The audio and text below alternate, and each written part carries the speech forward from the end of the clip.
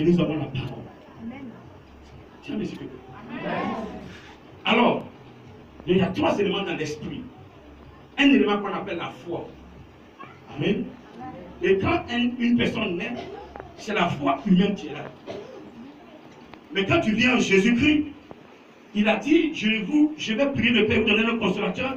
Il a précisé l'esprit de vérité que le monde ne peut aimer parce qu'il ne le voit point, mais vous, il demeure avec vous, et dans peu de temps, il sera en vous. Et donc, l'esprit de Dieu, il est en nous. Quand il vient, sa place est dans le cœur. Et quand il vient s'asseoir dans notre cœur, il nous transmet un ton de foi. Il élimine notre foi humaine et il donne la foi de Dieu. C'est ce qu'on appelle le don de foi. Et cette foi-là te permet même de prendre tout ton salaire, faire une offrande à Dieu. De prendre ton terrain, fais offrande à Dieu. De prendre ta voiture, fais offrande à Dieu. Tes parents diront que tu es malade ou bien quoi. Tu ne diras pas que non, je suis fou pour l'éternel. Je suis pas malade. La folie est une maladie. Mais une maladie, pour l'éternel, c'est une maladie positive. Alléluia. Parce que tu es en train de s'aimer, mais tu vas le compter. Gloire à Dieu. Et je dis gloire à Dieu. Est-ce que tu peux l'acclamer, s'il te plaît? Alors, Bartimée était assis un jour au fond. Combien je tombe? Il touche, c'est combien? Là, c'est dur, hein? Pas d'argent. Il n'attendait pas. Oui, Jésus, il est là. On a gagné. Jésus est là. Il est en train de passer. Mais on a gagné. Mais Jésus est là. On a gagné aujourd'hui. Mais Jésus est là. Mais Jésus est passé. Mais c'est puissant même. Jésus est là. Il dit maintenant. J'entends une voix là. J'entends des voix. J'entends le nom. C'est quel nom ça? Attends, qu'est-ce qui se passe? Mes amis, pardon, dites-moi qu'est-ce qui se passe. Il ne va pas créer, mais il attend. Il dit, attends, j'attendais pas, qu'est-ce qui se passe? Ah, tu entends ce qui se passe? C'est Jésus qui est en train de passer. Tu dis quoi? C'est Jésus qui est en train de passer. Il est passé déjà. Non, il est à ton niveau, mais il est en train de passer comme ça. J'ai cherché cet homme-là. Voici que l'occasion s'est présentée. Il est en train de passer à côté de moi. Je ne vais pas rater, s'il te plaît. Je vais prendre cette grâce et il va se concentrer. Il va se disposer. Il dit, je ne sais pas, il est déjà passé. Comment vais-je le toucher? Comment vais-je le rencontrer? Mais si je ne peux rien, je vais dire son nom. Et quand il va entendre son nom, il va s'arrêter. Il dit, Jésus, aie pitié de moi. Tais-toi, tu appelles qui là? De toute façon, tu as dit c'est Jésus, tu veux l'appeler. Nous, il y a longtemps, on est chier, on est malade, on n'est pas guéri. Et puis, attends, le boiter, ça va. Ah, nous, on est malade, on n'est pas guéri. Toi, tu veux quoi? Faible que tu sois. Tais-toi là-bas. Il dit, si vous voulez crier chez moi, mais ce n'est pas mon problème. Il y a longtemps, je suis malade. Moi, je vais être guéri aujourd'hui là. Vous dites, la guéri des personnes. Moi, je vais l'appeler. Jésus, aie pitié de moi. Amen. Les cris des hommes ne m'ont pas empêché de parler à Jésus. Les critiques des gens ne doivent pas t'empêcher d'aller droit au but. Quelqu'un qui vient dans l'église, quand même, papa se lève. Ah, mais c'est dans quelle église? L'église de lui là-bas, tu vas faire quoi là-bas? Papa, j'ai compris. Je ne vais plus là-bas. Et puis là, c'est à côté de son papa. Mais je te dis ce matin que la foi ne se partage pas. La foi n'est pas discutable. La foi est une ferme assurance. Une ferme assurance parce qu'elle est fermée en toi. Personne ne peut discuter. Personne ne peut toucher. Personne ne peut retirer. Quoi que ce soit dedans. C'est ta foi. Et que personne ne touche ça. Une ferme assurance. Moi, je suis rassuré que Dieu est ma vie. Et toi, tu me dis non. C'est quelle église ça? J'ai dit, mon frère, tu as ta foi, j'ai ma foi. C'est le jour où on va mourir là. On va voir qui va aller et qui va rester. Amen. Amen. Je dis amen. Amen. Je dis amen. Amen. Quand il y a un monsieur qui vient dans le bureau, discuter. La foi n'est pas à négocier. La foi, elle est fermée. La foi est une assurance. Tu es d'accord que Jésus est vivant. Que personne n'enlève ça dans ta tête. Si tu crois que Jésus est vivant, tu n'as plus le droit d'aller prendre médicaments surpétiteurs. Parce que tout ce que tu es, Jésus a les pieds de rechange. C'est ta main qui te fait mal, il va changer ça. C'est ta tête, il va soigner ça. C'est ton pied, il va soigner ça. C'est ton ventre, il va soigner ça. Et il faut lui faire confiance. C'est tout. Amen. Les mêmes personnes ont pris Bartimée. Ils t'appellent. Prends courage. Les mêmes qui vous ont induit en erreur, les mêmes qui vous ont enterré. Quand Jésus va composer, ces mêmes personnes vont vous prendre et vont vous amener à la résurrection. Tous ceux qui ont composé contre vous, ces personnes vont commencer à vous bénir. Parce que ce qu'ils ont tenu, votre grâce qu'ils ont tenu, ils ne peuvent plus garder. Mon tonton, il y a longtemps j'ai gardé ton héritage. Tiens. Ma tante, il y a longtemps j'ai gardé ton héritage. Tiens. Ma fille, il y a longtemps j'ai gardé ton ventre, c'est moi qui suis là-bas. Abandonne Dieu, je ne peux plus tenir. Parce que la puissance de Dieu s'est levée. Parce que la main de Dieu s'est levée. Parce que la gloire de Dieu s'est levée. Parce que la gloire de Dieu est sur toi. Alléluia. Alors Bartimée est arrivé devant Jésus. Jésus lui pose la question, que veux-tu que je te fasse? Ça c'est une grâce. Tous ceux qui sont dans le plan de Dieu, cette question vous sera posée. Amen. Écrivez ça ce matin. Tous ceux qui sont dans la sanctification, c'est le secret que je vous donne ce matin. Dans le plan de Dieu, il peut vous poser la question soit dans votre songe ou en prophétie. Il vous demandera, demandez-moi quelque chose. S'il vous plaît. Je sais que tu as demandé plein d'argent. Mais s'il a l'occasion de te poser cette question, c'est que ce n'est plus l'argent qui t'intéresse, ce n'est plus le bien matériel qui t'intéresse, mais c'est sa volonté qui t'intéresse. Acclame-le puissamment ce matin. Acclame-le puissamment ce matin.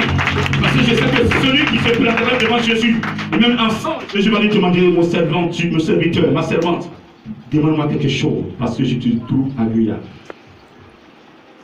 Ce que tu vas dire, comme quand tu as donné ma télé, il n'y a pas d'argent. Je m'en vais même à l'église, il n'y a pas d'argent de Baka. Pourtant, Dieu m'a demandé de demander quelque chose. Je ne sais pas ce que j'ai demandé. Moi, j'ai dit, j'ai fait sa volonté. Mais volonté là, il fait comment? Il va te donner les moyens. Amen. Tu m'entends? N'aie pas peur, ne crains pas. Les moyens, il en a. Il va te donner ça. Mais il veut d'abord que tu fasses ta volonté, comme il a dit au départ. Faisons sa volonté, les moyens vont suivre. Les moyens vont suivre. Alors, Bartimée va dire à Jésus-Christ, mes yeux là, je veux voir clair. Sur place, Jésus lui a dit, ta foi t'a sauvé. Ce matin, votre foi doit vous sauver. Bartimée a composé. Il dit, je veux voir Jésus. Et sa foi l'a sauvé. Si vous avez le temps, vous lisez. Luc 8, à partir du verset 43. Luc 8, verset 43. Amen. Amen. Amen. C'est la foi qui sauve. Dis à ton voisin, c'est ta foi qui doit te sauver. Il avait une femme atteinte d'une perte de sang pendant 12 ans et qui avait dépensé tout son bien pour les médecins sans qu'aucun n'ait pu la guérir. Elle s'approcha par derrière et toucha le bord du vêtement de Jésus. Au même instant, la perte de sang s'arrêta. Et Jésus dit, qui m'a touché? Comme tous s'en défendaient Pierre et ceux qui étaient avec lui, dit, maître, la foule t'entoure et te presse. Et tu dis, qui m'a touché? Mais Jésus répondit, quelqu'un m'a touché, car j'ai connu qu'une force était sortie de moi. La femme se voyant découverte, vint toute tremblante se jeter à ses pieds et déclara devant tout le peuple pourquoi elle avait touché et comment elle avait été guérie à l'instant. Jésus lui dit, ma fille, ta foi t'a sauvée. Ta foi t'a sauvée. C'est la foi du chrétien qui le sauve. Amen. Une foi avec des yeux. Une foi avec des témoignages. Amen. Cette femme faisait du chant, 12 ans, elle n'avait pas la paix. Elle ne pouvait même pas sortir, elle ne pouvait pas s'allonger. 12 ans, c'était difficile pour elle. Et ce jour-là, elle a entendu, Bartimée est guéri, Lazare ressuscité, des morts ressuscités. Elle dit non, je vais prendre ma grâce. Cet homme-là, il faut que moi aussi je puisse le rencontrer. Mais il est toujours entouré de personnes. Comment vais-je lui parler? Je ne peux pas. Moi, dans le secret, comment je vais faire? Si je le touche, je sais que je serai guéri. Voici comment elle a composé. Alors ce jour-là, Jésus devait passer pour aller chez Jairus parce que son enfant venait de mourir. Et Jésus devait aller pour travailler sur l'enfant de Jairus. Alors, la femme a vu ce monde. Elle avait une robe bien attachée, 2 pagnes attachées. Et donc, qu'est-ce qu'elle va faire? Elle veut approcher Jésus. Mais des gens ils étaient derrière Jésus. Il y a certaines personnes qui suivaient Jésus parce qu'elles sont malades. Il y a d'autres qui le suivaient parce que une fois que Jésus finit d'enseigner, il multipliait le pain et les gens s'en nourrissaient. Et donc les gens qui le suivaient, certains avaient faim. Il y avait du monde, s'il vous plaît. Et donc, il y a aussi des gens qui l'admiraient. Et donc, tout ce monde-là le suivait. La femme, comment profiler entre ces personnes et approcher Jésus-Christ? C'était compliqué. Mais la femme a essayé. Jusqu'à même, il y a un pain qui est tombé. Elle voulait prendre, les gens marchaient dessus. Elle dit non, si je m'occupais du pain, je vais rater ma grâce. Elle a poursuivi, elle a poursuivi, elle a poursuivi. Elle est arrivée dans le crayon de Jean, Jacques, Pierre, qui étaient là. Vous voyez, ils étaient comme ça. Et Jésus était devant.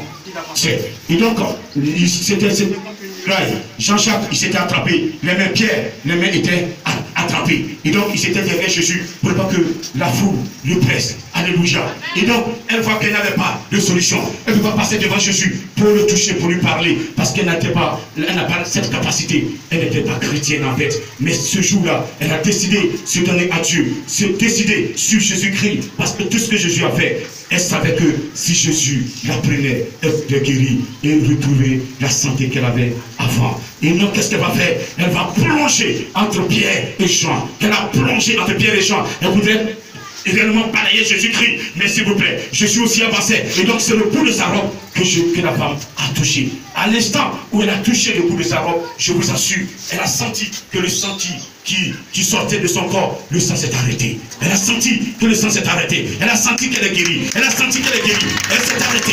Et le cortège avançait toujours. Elle s'est arrêtée. Et le cortège avançait. Et le cortège va s'arrêter. Parce que Jésus qui va s'arrêter. Et quand il s'est arrêté, il se retourne. Il dit quelqu'un m'a touché. C'est une femme. Parce que Jésus-Christ, il est Dieu. Il a l'esprit de Dieu en lui. Et quand quelqu'un l'a touché, il sait que c'est une femme qui l'a touché. Il dit c'est une femme qui m'a touché. Il a demandé à Pierre. Il dit quelqu'un m'a touché. Pierre lui dit mais Jésus, regardez comment tout ce monde est là. Il te presse. On n'a même pas des murailles. Pour pas qu'il te touche. Et tu lui demandes qui t'a touché. Il dit non, c'est une femme qui m'a touché. Et cette femme, voyant qu'elle est découverte par Jésus-Christ, elle va venir vers Jésus à ses pieds, se mettre à genoux. Maître, c'est moi qui t'ai touché. Voici comment j'ai souffert. Depuis 12 ans, voici j'ai dépensé. Je suis même endetté aujourd'hui. Je n'ai pas de solution. Je sais que si tu te touchais, j'allais avoir la solution. Et que j'ai la solution au problème. Et ce matin, il fallait que je t'ai touché. Et je t'ai touché. Il fallait que je t'ai touché. J'ai reçu la guérison. Je t'ai touché. Je suis guéri. Je t'ai touché. Je suis guéri.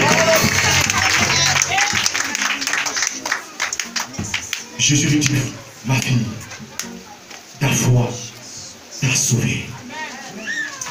Il y a la guérison et il y a le salut. Les 10 lépreux, quand vous les prenez, les 10 sont venus. Ils ont dit, ah Jésus, aie pitié de nous. Il n'a même pas touché quelqu'un. Allez-y vous montrer au sacrificateur. Chemin faisant, ils sont guéris. Là, on fait quoi? On retourne vers Jésus. Et moi je suis guéri. Il dit, moi, je ne dois pas être ingrat. Et tout le monde là-bas. Il dit merci. Maître, merci parce que je suis guéri. Et où sont tes camarades? Ils sont partis. Mon fils, ta foi t'a sauvé. Quand on rencontre réellement Jésus-Christ, la guérison n'est pas remise demain. Le changement n'est pas remis demain. La guérison, l'effet est immédiat. Mon frère, ma soeur, si tu es encore malade, c'est que tu n'as pas encore rencontré Jésus. Ce n'est pas le grand jeune qui va prendre ta main pour aller vers Jésus. C'est le Saint-Esprit. Moi, je vous enseigne l'Esprit de Dieu. Qui il est? Qu'est-ce qu'il fait pour nous? Mais si tu ne veux pas le prendre et que tu crois que tu vas sauter pour aller à Jésus, tu as menti. Amen. Amen. Je dis amen. Amen. Si ça ne va pas encore dans ta vie, c'est que tu n'es pas totalement dans le plan de Dieu. Tu n'as pas encore rencontré Jésus. Amen. Jésus rencontre ceux qui sont dans le plan et sa volonté. Tous ceux qui sont préparés par le Saint-Esprit, qui sont propres, c'est ceux-là qui rencontrent Jésus. Amen. Les 2 brigands à la croix, laissez-les les approcher tous. Le premier, il lui a dit, regarde ce type-là, il est roi. Qui est le roi? Il dit comme ça, il est roi. Toi, tu es roi. Sauve-toi et viens nous sauver. Mais tu es en train de paroter sur le Coran ici. Toi, tu es qui? En même temps, il est allé vers l'autre. Tu vois ce monsieur? C'est un roi. Ah bon? Et puis ils sont comme ça. C'est un roi. Jésus, souviens-toi de moi quand il viendra dans ton royaume. Mais avant cela, il a d'abord insulté complètement son ami. Pourquoi il insulte Jésus? Pourquoi l'insulte-tu? Lui, il ne mérite pas ça. Nous, on mérite parce qu'on a fait des bêtises. Mais lui, qu'est-ce qu'il a fait? Pourquoi tu l'insultes? Pourquoi tu t'es pris une tête quand il était coulé? Il te l'a semence que je suis coulé, il y a ton coup de tête. Tu le connais, non? Il y a ton tête ce matin. Ça veut dire quoi? Et le semence que je suis coulé. Comme toi, tu vas comprendre tes douleurs aujourd'hui. Faut pas les chuter. Jésus, s'il te plaît, il va y chercher dans le dédé. Souviens-toi de quand il venait dans ton royaume. Jésus lui dit, à l'instant même tu seras avec moi. Est-ce que tu peux l'acclamer puissamment ce matin? Est-ce que tu peux l'acclamer ce matin? Tous ceux qui rencontrent Jésus-Christ, leur vie change, leur destinée change. Par la foi, leur destinée change. Répète ce matin, par ma foi, ma vie doit changer.